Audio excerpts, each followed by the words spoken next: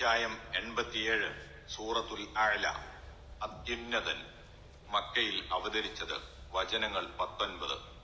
രണ്ടു പെരുന്നാൾ നമസ്കാരങ്ങളിലും വെള്ളിയാഴ്ച ജുമാ നമസ്കാരത്തിലും നബി സല്ലല്ലാഹു അലൈഹി വസല്ലമ ഈ സൂറത്തും അടുത്ത സൂറത്തും ഓതാറുണ്ടായിരുന്നുവെന്നും പെരുന്നാളും ജുമായും ഒരു ദിവസത്തിൽ അഥവാ വെള്ളിയാഴ്ച ഒരുമിച്ച് വന്നപ്പോഴും തിരുമേനി അവ രണ്ടും ഓതുകയുണ്ടായെന്നും ഹദീസിൽ വന്നിട്ടുണ്ട്. അഹ്മദ്, മുസ്ലിം, അബൂദാവൂദ്, തിർമിദി, നസായി.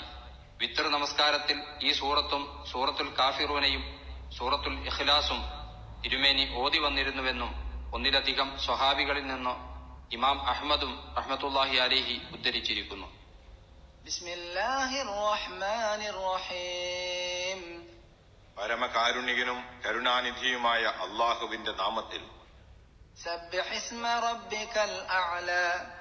നിന്റെ അത്യുന്നതനായ രക്ഷിതാവിന്റെ നാമത്തെ നീ സ്തോത്ര കീർത്തനം ചെയ്യുക.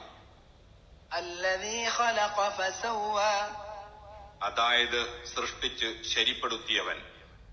വല്ലദീ ഖദ്ദറ ഫഹദ. വ്യവസ്ഥ നിർണയിച്ച് മാർഗദർശനം നൽകിയവനും.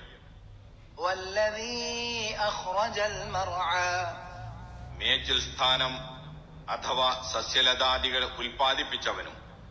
ഫജഅലഹു ഗുസാഅൻ അഹ്വ. എന്നിട്ട് അതിനെ അവൻ ഇരുണ്ട ചാമ്പൽ വർണ്ണമുള്ളതായ ചവറാക്കി തീർക്കുകയും ചെയ്തു.